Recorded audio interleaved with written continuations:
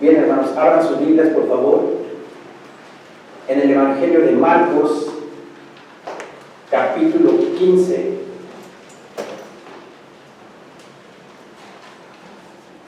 Versículo 16.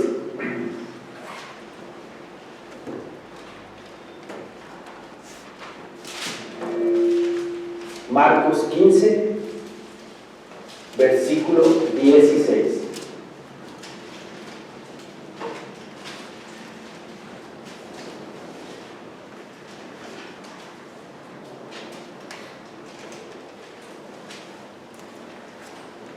Amén, hermanos. Amén.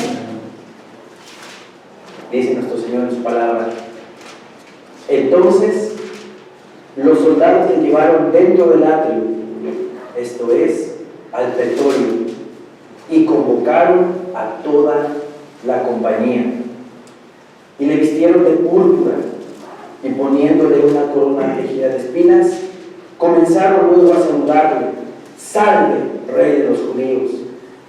Y le golpeaban en la cabeza con una caña, y le escupían, y puestos de rodillas, le hacían reverencias. Después de haberle escarnecido, le desnudaron la púrpura, y le pusieron sus propios vestidos, y le sacaron para crucificar.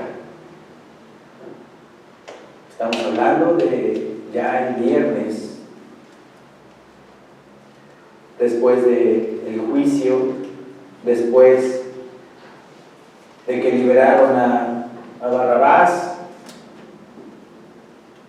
y todos los judíos gritando a una: crucifícale, crucifícale. Lo metieron al pretorio y le pusieron una púrpura, una túnica color púrpura. Los reyes en aquel entonces se vestían de blanco con una túnica color púrpura o morada, y a él le ponen la púrpura, le ponen la corona llena de espinas, se la presionan para que le duela, y le hacen reverencias burlándose de él, diciéndole: su majestad, diciéndole: usted es el rey de los judíos. Se burlaron de él, le escupieron con una caña, le pegaron en la cabeza, luego le quitaron la púrpura para ya crucificarlo. Dice la palabra en el versículo 21: y obligaron a uno que pasaba, Simón de Cirene, padre de Alejandro y de Rufo, que venía del campo, a que le llevase la cruz. Y le llevaron a un lugar llamado Gólgota, que traducido es lugar de la calavera. La palabra Gólgota es en hebreo, y traducido en griego es lugar de la calavera. ¿Sí? Y le dieron a beber vino mezclado con mirra, mas él no lo tomó. A mí me llama mucho la atención por qué no tomó mi Señor Jesucristo este vino mezclado con mirra. Profundicé en este versículo y resulta que la mirra es un compuesto que usaban en ese entonces para los cuerpos ya muertos, pero tiene cualidades soporíferas. Se mezclaba con las bebidas ofrecidas a los torturados. Estas cualidades soporíferas, ¿qué significan? Que adormecen, anestesian, para minorar el dolor de la tortura de la persona que estaban crucificando o torturando. Entonces mi Señor Jesucristo no tomó este vino mezclado con mirra. Quería sentir mi Señor Jesucristo completamente el dolor, el sufrimiento que nos correspondía a nosotros. Qué fácil hubiera sido para él tomar vino con mirra y adormecer, ¿verdad? Anestesiar su dolor. Pero no lo tomó, no tomó el vino con la mirra. para sentir en su cuerpo verdaderamente todo ese sufrimiento. ¿Y por qué? Por amor a nosotros. Por amor a nosotros. Entonces esta mirra que contenía este elemento que adormecía, no lo tomó mi Señor. Y le dieron a beber vino mezclado con mirra, mas él no lo tomó. Cuando lo hubieron crucificado, repartieron entre sí sus vestidos, echando suertes sobre ellos para ver qué se llevaría cada uno. Había una profecía acerca de este evento en el cual los soldados romanos iban a jugarse las ropas de nuestro Señor Jesucristo. Vamos al Salmo 22, por favor.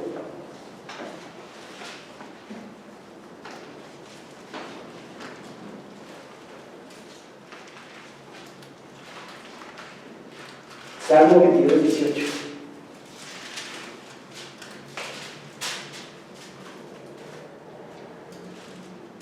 Amén, hermanos. Repartieron entre sí mis vestidos y sobre mi ropa echaron suertes. Sobre mi ropa echaron suertes. Estaba profetizado este evento de que los soldados romanos iban a jugarse las ropas de nuestro Señor Jesucristo. Ahora, esto de echar suertes para saber a quién le tocaba la ropa del crucificado era una costumbre que tenían los soldados romanos. Siempre pasaba eso con los ejecutados, con los crucificados. La ropa de ellos la jugaban los soldados en suerte. Para nosotros hoy en día pues, se echaban un volado, ¿no? Pero en ese entonces era una costumbre entre los soldados romanos jugarse las prendas de las personas que estaban siendo sentenciadas. Versículo 25 dice: era la hora tercera cuando le crucificaron. La hora tercera de la mañana son las 9 de la mañana. Acuérdense que en aquella época el día empezaba a partir de las 6 de la mañana. De 6 de la mañana a 6 de la tarde.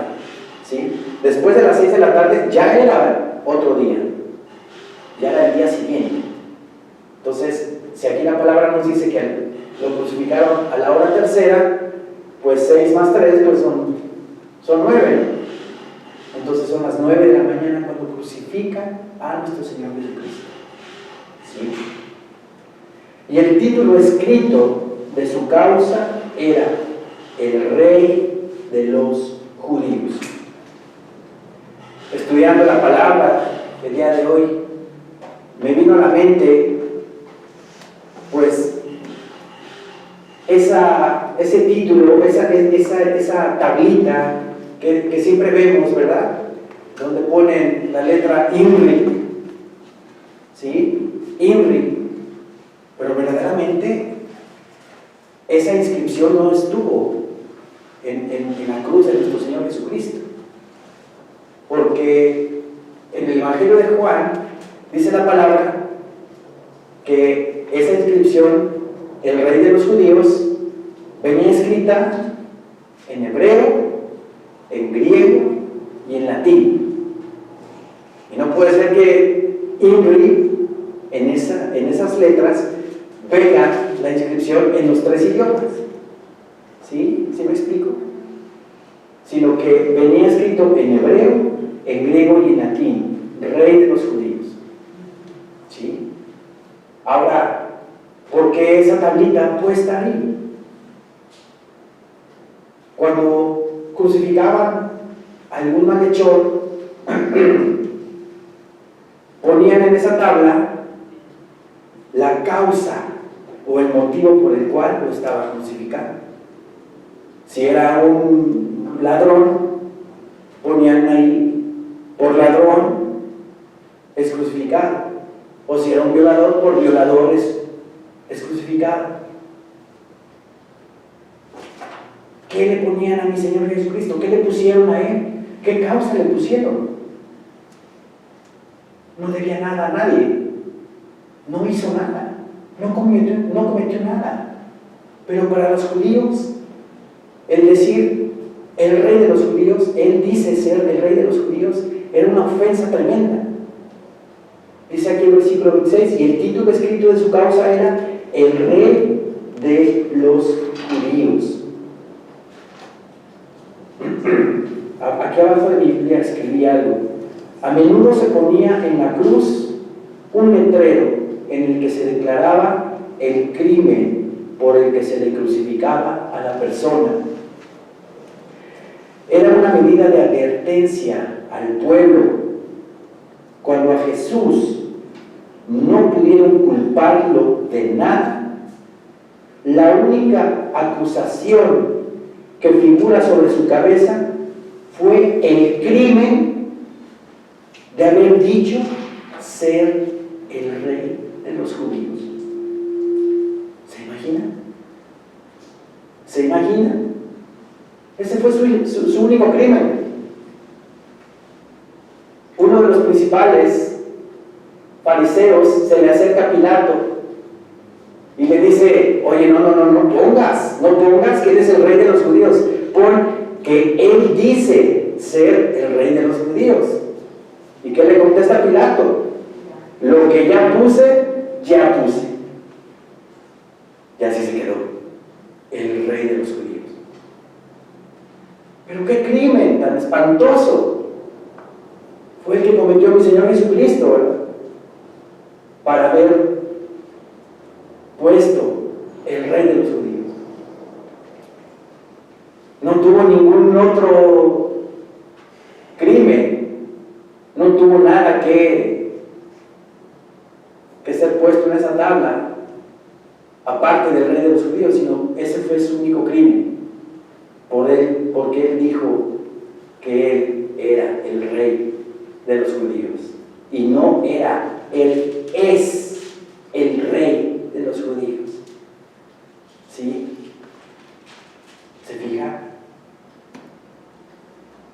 Dice la palabra del Señor en el versículo 27, crucificaron también con él a dos ladrones, uno a su derecha y el otro a su izquierda.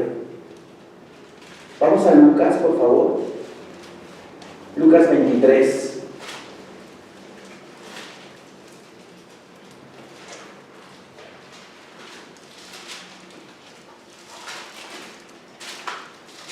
Versículo 39.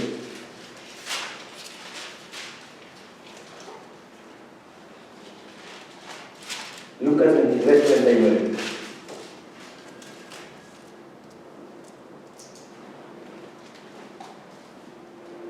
Y uno de los malhechores que estaban colgados le injuriaba, diciendo: si tú eres el Cristo, sálvate a ti mismo y a nosotros. Respondiendo el otro le reprendió diciendo: ¿ni aún temes tú a Dios estando en la misma condenación?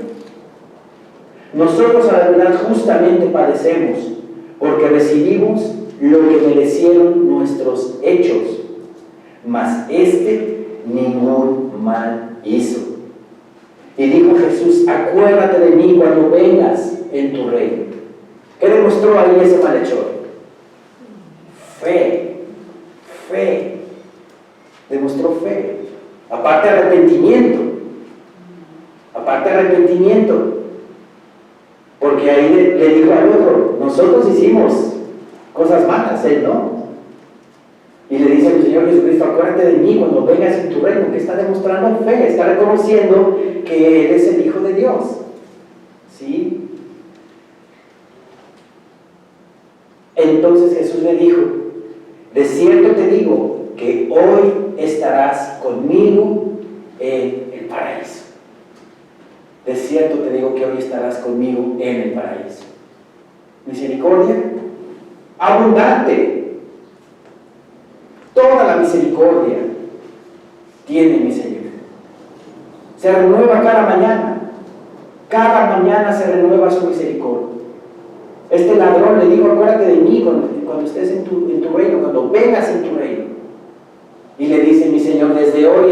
conmigo en el paraíso.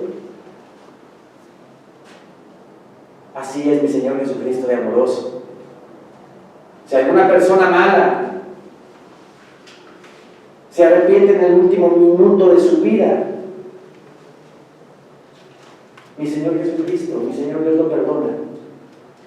Si acepta a Jesucristo en ese último segundo de su vida, el más malo que se imagine, ya sé a quién se están imaginando.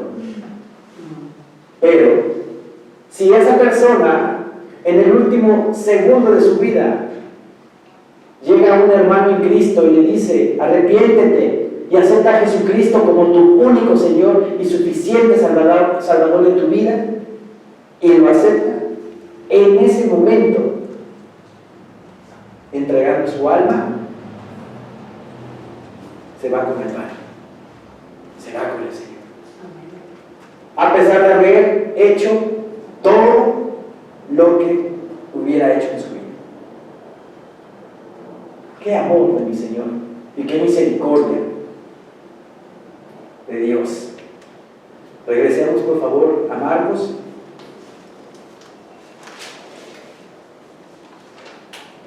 Versículo 28 dice: y se cumplió la escritura que dice: y fue contado con los inicuos.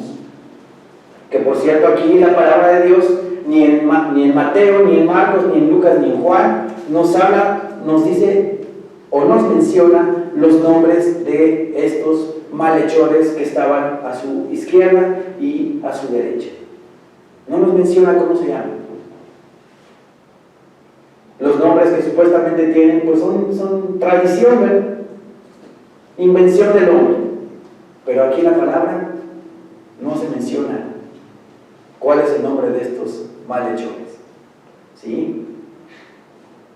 Dice la palabra de nuestro Señor, versículo 29: y los que pasaban le injuriaban, meneando la cabeza y diciendo: va, tú que derribas el templo de Dios y en 3 días lo reedificas, sálvate a ti mismo y desciende de la cruz.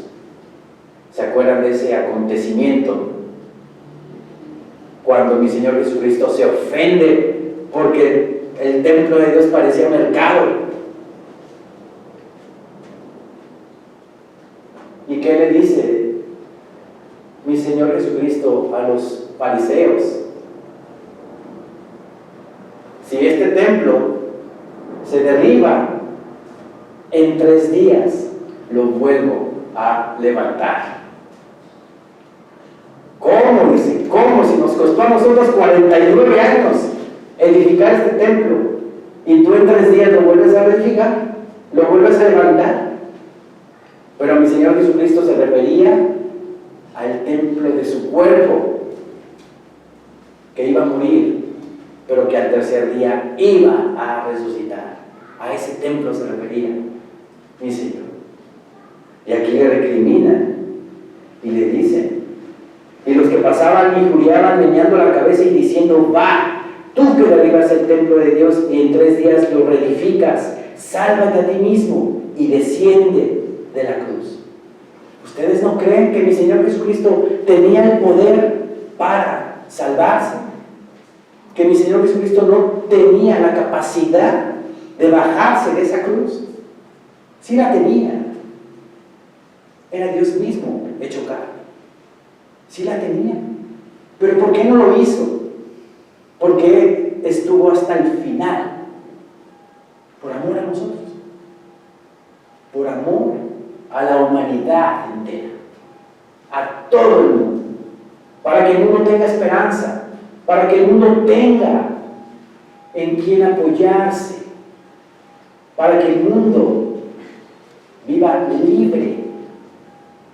Para que el mundo rompa esas cadenas de pecado de los cuales no pueden salir, no pueden liberarse. El mundo está ahorita de cabeza. El mundo está ahorita totalmente lleno de pecado, lleno de maldad, lleno de violencia,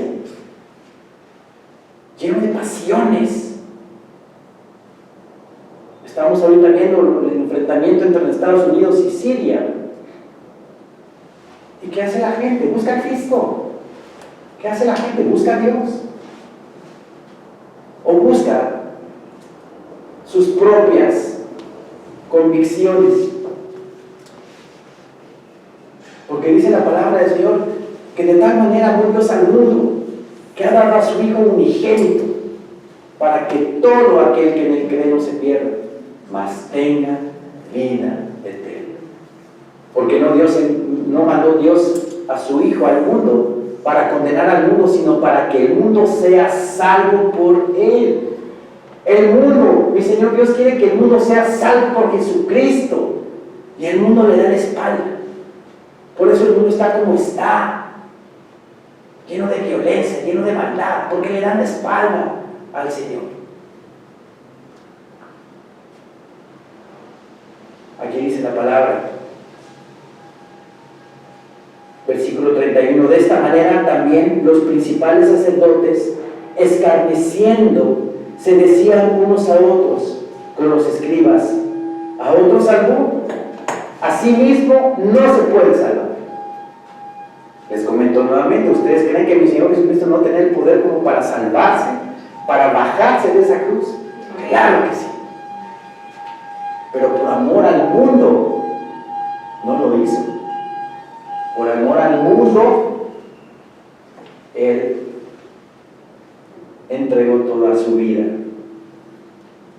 Versículo 32, el Cristo, Rey de Israel, descienda ahora de la cruz para que veamos y creamos. Siempre les pedían pruebas, ¿verdad? Siempre le pedían señales a mi Señor. Danos señal de que tú eres el Hijo del Hombre, danos señal de que tú eres el Hijo de Dios. Y mi Señor Jesucristo sí les daba señales. No resucitó a Lázaro, no levantó al paralítico de Bethesda, al ciego no le regresó la vista, a la hija de Jairo no la resucitó, no hizo esas señales. Pero como siempre el ser humano quiere más y más y más, ¿verdad? Más y más pruebas de que eres hijo de Dios. Dice la palabra del Señor, el Cristo, Rey de Israel, descienda ahora de la cruz para que veamos y creamos. También los que estaban crucificados con él le injuriaban. Aquí en Juan 19, vamos a Juan, por favor.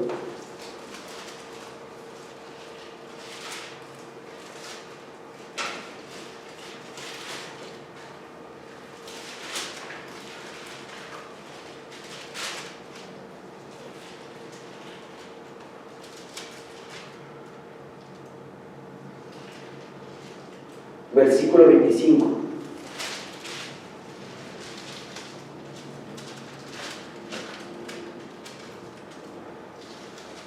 Amén, hermanos. Estaban junto a la cruz de Jesús, su madre y la hermana de su madre, María, mujer de Cleofas, y María Magdalena. Cuando vio Jesús a su madre y al discípulo a quien él amaba, que estaba presente, dijo a su madre, mujer, he ahí tu hijo. Después dijo al discípulo, he ahí tu madre. Y desde aquella hora, María es la madre de todo el mundo. No, ¿verdad? No. Pero se sustraen de este versículo, la iglesia apóstata sustrae este versículo para decir que con esa declaración de mi Señor Jesucristo de que encarga María a su hijo y su hijo a María, o sea Juan, el discípulo amado, con este versículo piensan o dicen que ya María ya es la madre de toda la humanidad. Pero el versículo es muy claro. El versículo es clarísimo, dice la palabra. Cuando vio Jesús a su madre y al discípulo a quien él amaba, o sea, Juan, ¿verdad?, que estaba presente, dijo a su madre: mujer, he ahí tu hijo. ¿Qué le está diciendo? Te lo encargo. Te encargo a Juan. ¿Sí? Después dijo al discípulo: he ahí tu madre. Juan, te encargo a mi mamá. Madre, te encargo a Juana. Es todo. Nada más.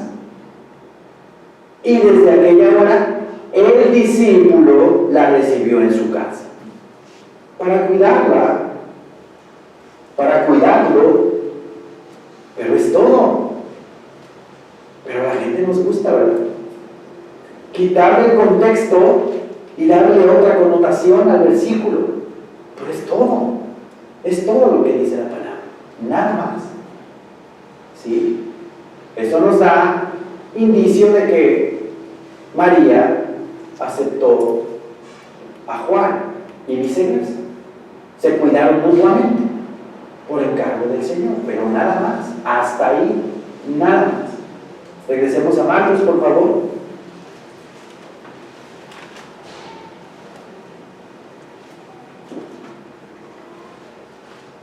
Cuando vino la hora sexta, hubo tinieblas sobre toda la tierra hasta la hora novena.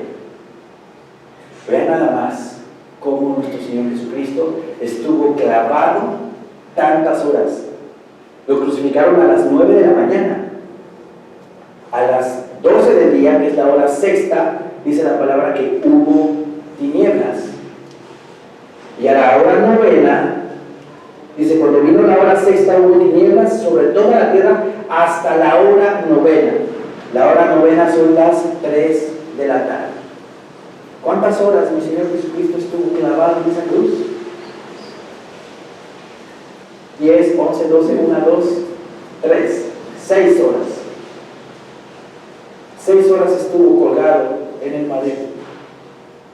Imagínense. Después de todo lo que le hicieron, desde el jueves que lo arrestaron hasta el viernes en la mañana, que le dieron de palazos. Dice la palabra en Isaías que lo desfiguraron de tanto golpe en la cara, lo alancearon, le dieron de latigazos, le hicieron de todo, y todavía aguantó 6 horas crucificado en esa cruz. Cuando vino la hora sexta hubo tinieblas sobre toda la tierra hasta la hora novena.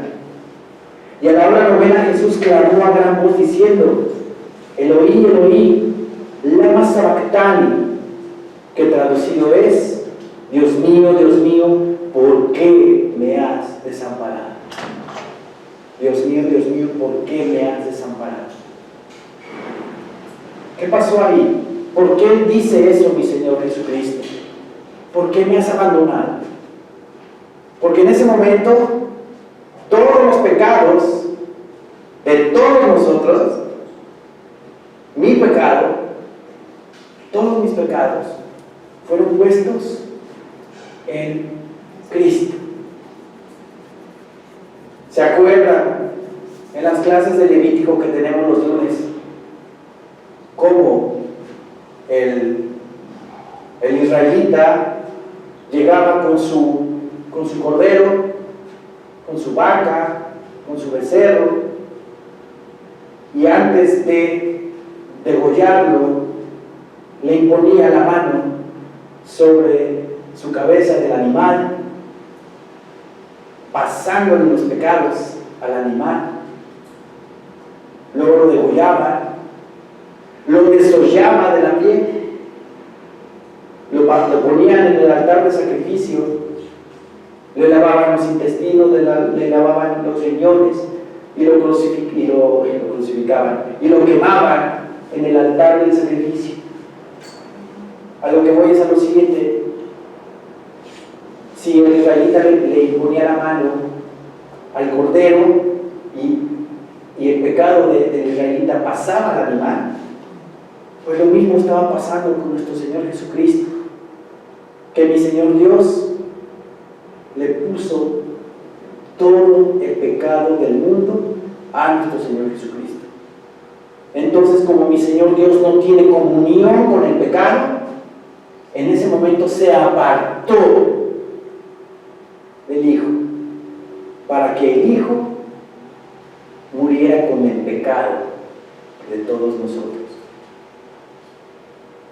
Nosotros que andamos en la palabra, que andamos en el Señor, cuando ofendemos al Señor, cuando pecamos, ¿cómo nos sentimos?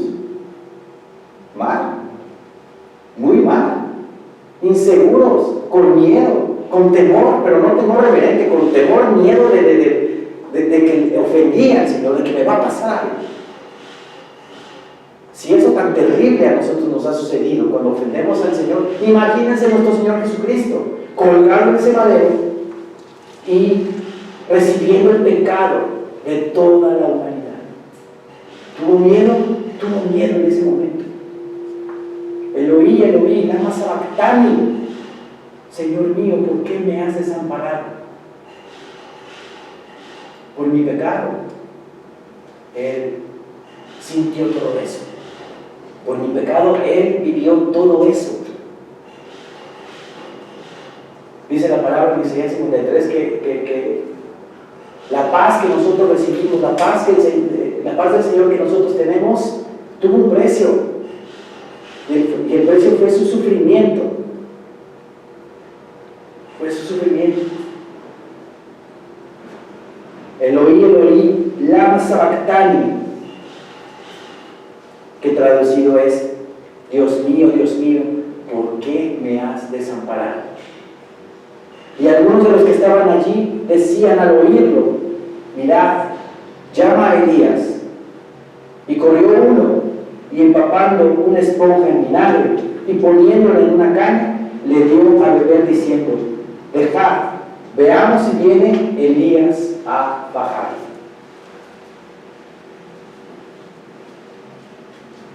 Mas Jesús, dando una gran voz, expiró. Mas Jesús, dando una gran voz, expiró. Imagínense esa voz. Me imagino que gritó. Me imagino que habló algo de dolor. Vamos a Juan 19, por favor.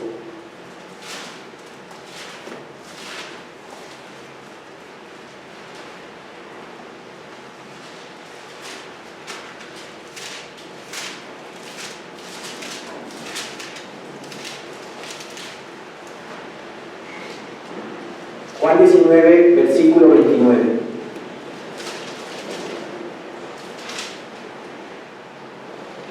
Dice la palabra de nuestro Señor: y estaba allí una vasija llena de vinagre. Entonces ellos empaparon el vinagre en una esponja y poniéndola en un hisopo, se la acercaron a la boca. Cuando Jesús hubo tomado el vinagre, dijo: consumado es. Pagado está, hecho está. La palabra en Daniel 9:27, más o menos, por ahí nos habla del Mesías. Los tiempos, ¿se acuerdan? Tuvimos un estudio de los tiempos desde la restauración de las murallas de Jerusalén con Nehemías, con Artajerjes, hasta la venida del Mesías príncipe. Y cómo nos daba exactamente, ¿verdad? Exactamente, esas 70 semanas, cómo nos daba exactamente el tiempo en el que mi Señor Jesucristo fue crucificado. Palabra en Daniel, 400 años antes, 500 años antes más o menos. Y aquí mi Señor Jesucristo lo confirma y dice: cuando Jesús hubo tomado el vinagre, dijo: consumado es, saldado está, pagado está, el Cordero de Dios que quita el pecado del mundo, ha concretado su misión en esta tierra: darle vida, darle esperanza al ser humano. ¿Qué tenemos que decir nosotros al Señor?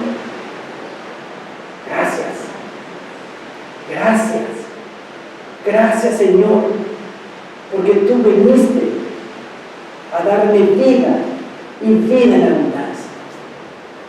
Por eso, hermanos, pongámonos de pie. Vamos a cantar una alabanza hermosísima y démosle gracias al Señor. Pongamos nuestro corazón y digamos gracias al Señor por ese acto de amor que ha hecho por nosotros.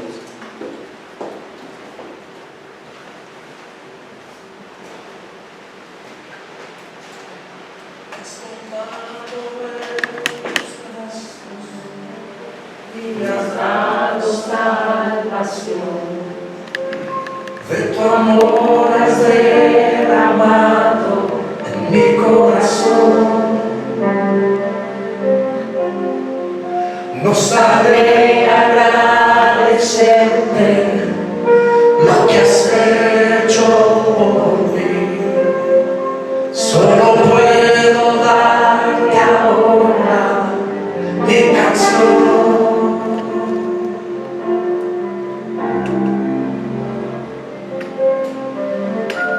Yo te doy gracias, gracias Señor, gracias mi Señor Jesús, gracias,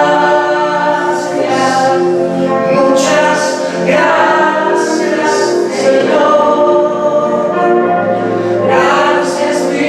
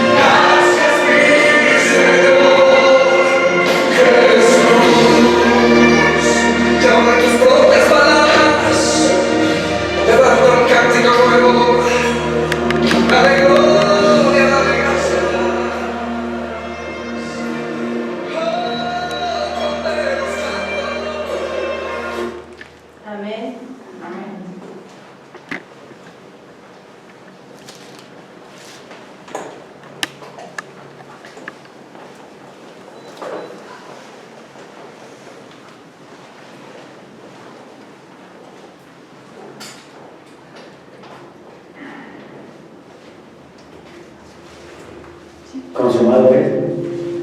Amén. Amén. Consumado es.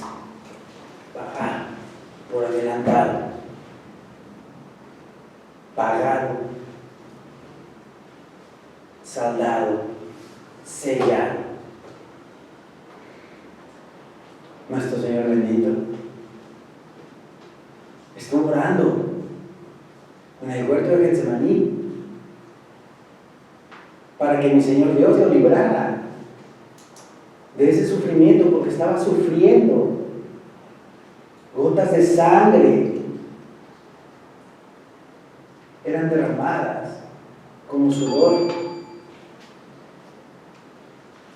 ¿Y cómo mi Señor Jesucristo se somete al Padre? Obedece. Si fuera posible, pasa de mí esta copa, pero no se haga lo que yo quiero, sino lo que tú. Le pide que lo libre, pero que no se haga su voluntad, sino la del Padre. Así debemos de vivir nosotros, hermanos, según la voluntad de Dios en nuestras vidas.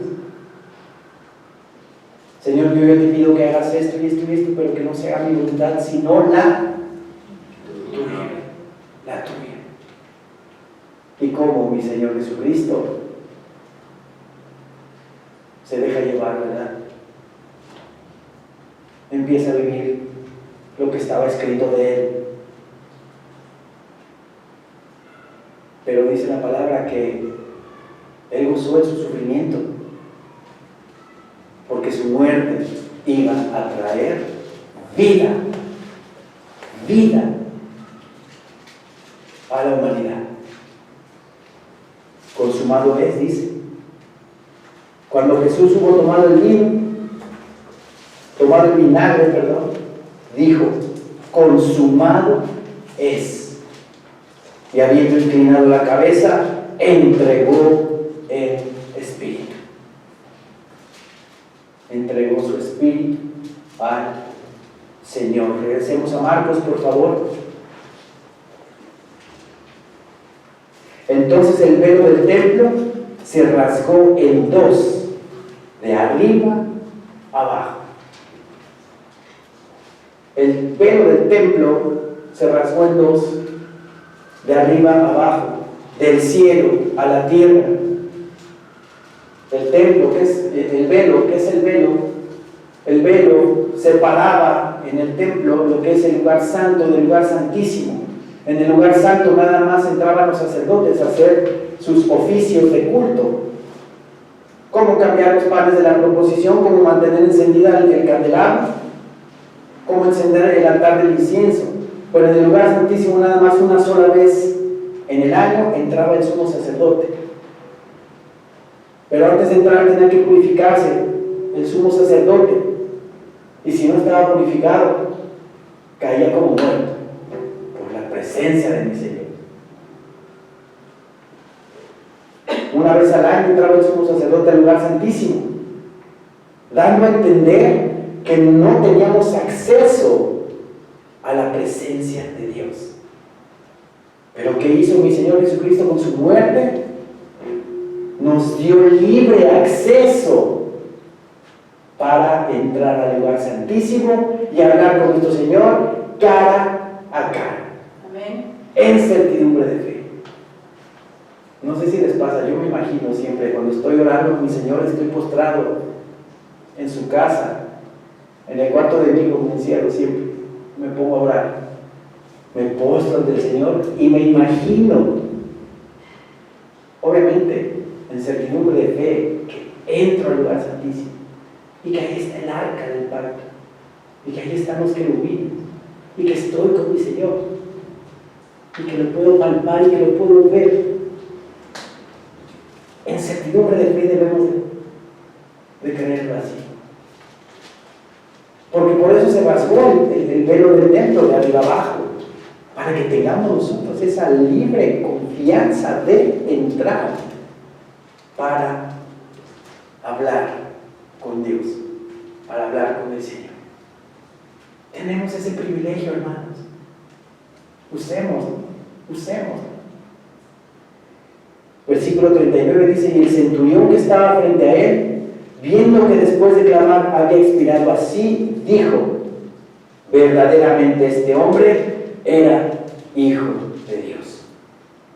Verdaderamente este hombre era hijo de Dios. Se dio cuenta el centurión de todo lo que estaba pasando, que desde las 12 del día hasta las 3 de la tarde hubo tinieblas, se nubló, hubo terremoto, hubo un temblor. En Mateo nos habla más detalladamente de eso.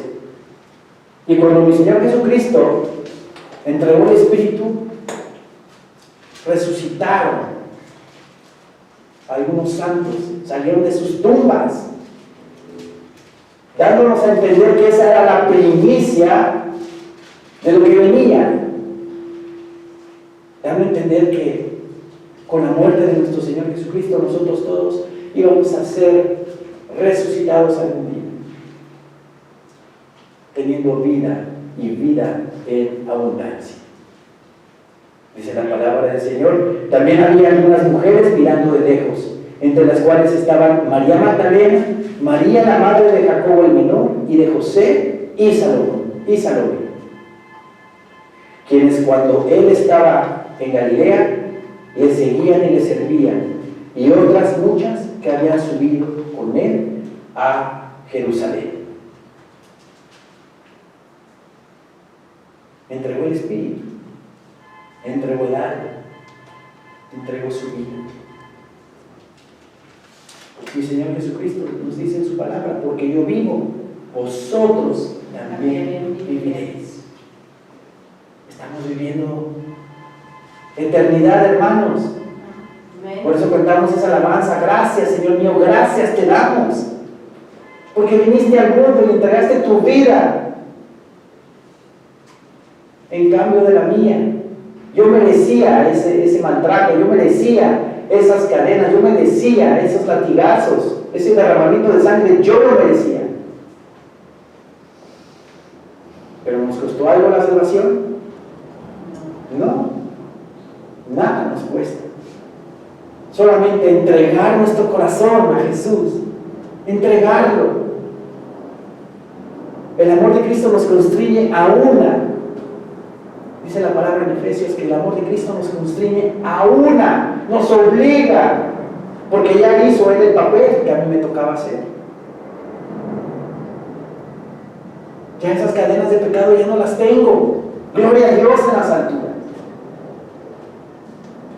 Ya tengo otro tipo de vida, muy diferente a la que tenía. Esa persona que aceptó a Cristo hace 12 años, 13 años,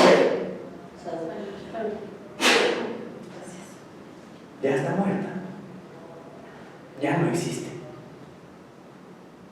Y gracias le doy a Dios.